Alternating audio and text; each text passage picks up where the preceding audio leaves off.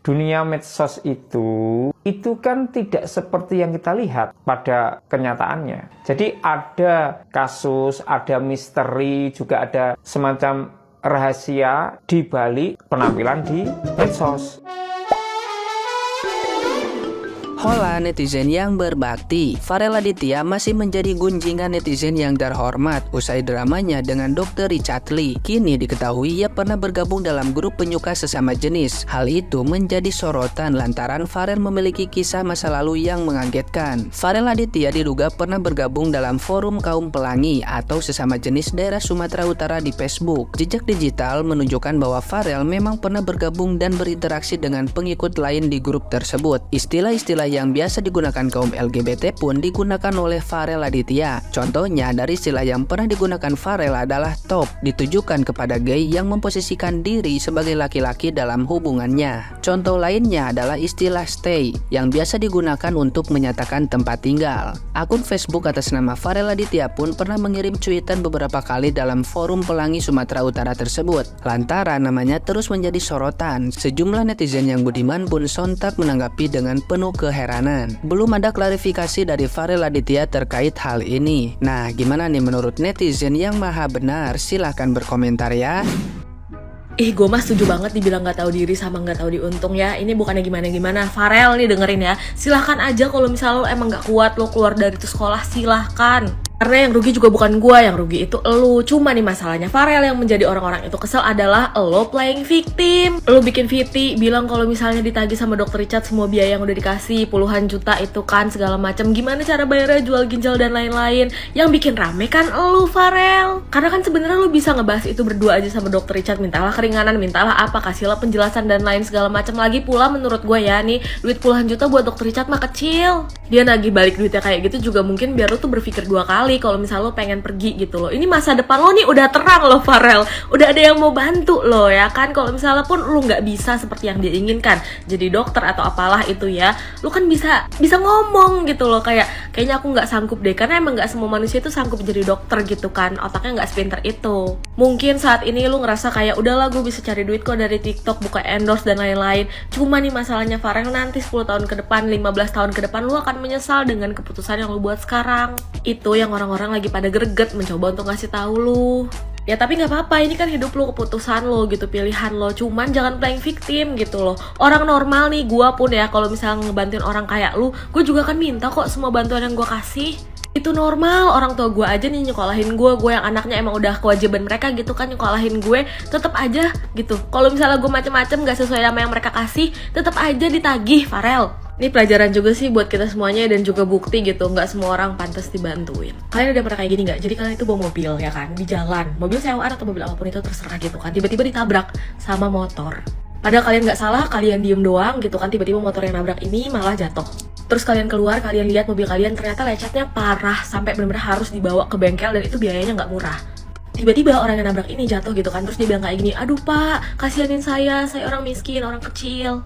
Ini saya juga udah jatuh gitu kan gara-gara mobil bapak. Menurut kalian siapa yang salah? Apakah orang yang punya mobil yang mobilnya jelas di mana-mana cuma diem nggak ngapa-ngapain tiba-tiba ditabrak? Atau motor yang nabrak?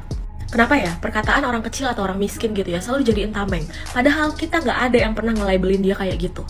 Apakah nggak bisa waktu lihat itu tabrakan terus abis itu ternyata lecetnya parah langsung minta maaf tanpa membawa-bawa miskin dan kecilnya dia? Menurut gue ya setiap orang tahu sebenarnya attitude yang baik dan benar itu seperti apa gitu kan. Tapi mereka memilih untuk memutarbalikkan kartu.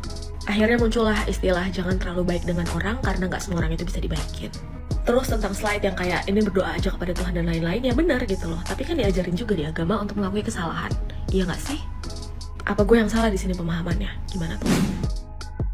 Dan lu manusia terplaying victim dah, sumpah. 2023 fix, buset, udah sekolah udah dibiayain, kosan udah dikasih, HP, laptop, buset, tinggal lu jalani aja tuh mah. Lu ibaratkan lu hidup lu udah dikasih jalan tol anjir.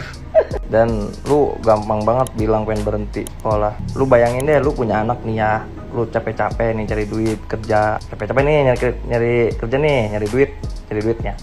Tiba-tiba anak lu pengen berhenti sekolah, pasti lu marah, pasti lu nabok anak lu anjir. Di saat lu habis puluhan juta duit buat anak lu sekolah, lu tiba-tiba berhenti, kan tolol. Aduh, homesick. Janganlah terburu-buru menyalahkan, membuli, apalagi menghujat Farel. Dan jangan pula terburu-buru memuja-muji Dr. Richard Lee. Salam jernih. Mengapa demikian? Karena gini loh, dunia medsos itu, apalagi TikTok, itu kan tidak seperti yang kita lihat pada kenyataannya. Jadi ada kasus, ada misteri, juga ada semacam rahasia di balik penampilan di medsos, kan begitu. Nah, kali ini saya ingin mengajak Anda berpikir lebih tajam dan lebih jernih. Bukan hanya positif ya, tajam dan jernih. Mungkin nggak sih kasus Farel dengan Dr. Richard Lee ini settingan? Pertanyaan ini layak kita munculkan bukan sebagai tuduhan loh ya, tapi sebagai berpikir kritis dan analitis, sehingga kita tidak mudah terhanyut oleh berita di medsos, gitu loh.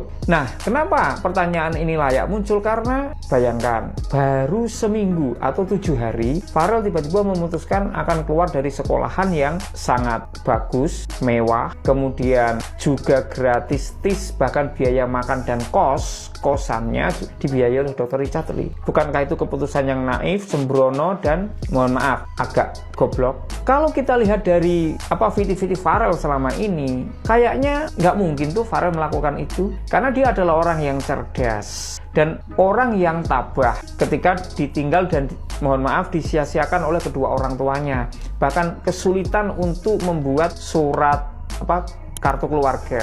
Tapi dia tabah melakukan itu semua, dan untuk menutupi kehidupan sehari-hari, biaya makan sehari-hari, dia rela menjadi tenaga kebersihan sekolah yang digaji 50.000 setiap membersihkan, dan dia rela kerja serabutan apapun. Mosok sudah sekolah enak, gratis, kos-kosan mewah, kok langsung ingin cabut dalam waktu seminggu? Ya kan? Nah, kemudian pertanyaan berikutnya, apa iya Dr. Richard Lee minta ganti rugi sekitar 40 juta modal yang dikeluarkan untuk Farel? Lalu kalau iya, apa ya pantas Dr. Richard Lee yang kaya raya, bisnisnya omsetnya miliaran, bahkan mungkin belasan miliar per bulan, kok tega-teganya minta kepada Farel yang nggak punya apa-apa untuk mengembalikan uang sebesar 40 juta itu, kan gitu. Nah, kalau misalkan dianggap itu adalah pelajaran untuk Farel, 40 juta itu memang uang sedikit untuk Dr. Richard Lee, tapi pelajaran menjaga komitmennya Farel. Nah, kemarin ada berita bahwa setelah ngundang Farel, live-nya Dr. Richard Lee itu omsetnya sampai 8 miliar. Jika benar itu ada kontribusi atas kehadiran Farel, kan Farel juga berhak mendapatkan dividen dari sana, yang insya Allah lebih dari sekedar 50 juta. Kan begitu. Oke, maksud saya mengatakan ini, membuat video ini itu adalah agar kita tidak mudah terhanyut berita di medsos. Kita mencoba berpikir lebih kritis, lebih dalam, sehingga kita fair dalam menilai orang. Jangan tiba-tiba menghujat Farel, jangan tiba-tiba terlalu memuji Dr. Richard Lee, gitu. Salam inspirasi, salam akal sehat, salam Indonesia bermartabat. Hai, ada kebutuhan manusia namanya afirmasi. Afirmasi ini adalah perasaan kita dipercaya orang, kita dicintai orang, kita dihargai orang, dan orang mengakui keberadaan kita. Dan itu semua bisa terjawab dengan sosial media. Kalau orang suka dengan wajah kita, makanya kita sering posting foto kita. Lalu orang follow, orang like, kita seneng. Saya juga. Apalagi ketika kita live, banyak yang nonton. Ditonton itu menyenangkan, guys. Itulah sebabnya si anak ini senang dengan sharing kisah-kisah sedihnya, air matanya, harapan-harapannya yang tidak mungkin dia capai. Semakin banyak orang nonton dan semakin ramai dibicarakan, anak ini mendapatkan afirmasi dan panggung kehidupannya. Bapak juga sama. Saya dulu fans banget dengan YouTube-nya yang dia membagikan kosmetik yang berbahaya dan yang tidak berbahaya. But he top up the game dengan membuat podcast. Panggung sang bapak semakin luas, tepukan juga semakin banyak. Dan bapak ini juga mendapatkan afirmasi dan panggung kehidupannya. Jadi, waktu kedua orang ini bertemu dalam satu podcast, panggungnya semakin besar, tepuk tangannya juga semakin meriah. Tapi sang bapak ingin memperluas panggungnya dengan memberikan bantuan. Dan sang anak merasa, aduh, panggungnya jadi semakin besar, tapi tuntutannya juga tidak main-main. Dia sulit beradaptasi dengan sekolahnya, itu bisa dipahami, dan sekolahnya juga mutunya tinggi beserta harapan menjadi seorang dokter. Kalau gagal dia akan kehilangan panggungnya. Makanya sang anak bikin drama baru dengan cabut dari lingkungan nyaman yang diberikan, dan panggung dia betul-betul jadi semakin besar walaupun bentuknya dalam bentuk hujatan.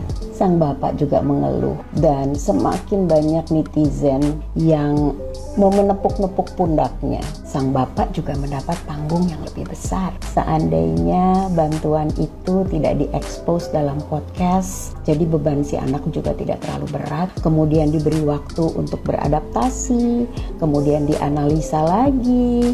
Apakah betul anak ini ingin menjadi dokter atau ingin menjadi selegram? Mungkin dibantu sekolahnya di kampung tempat dia berasal. Barangkali bakalan bisa tepat sampai tujuan. Selamat menikmati dua drama yang sekarang berbeda.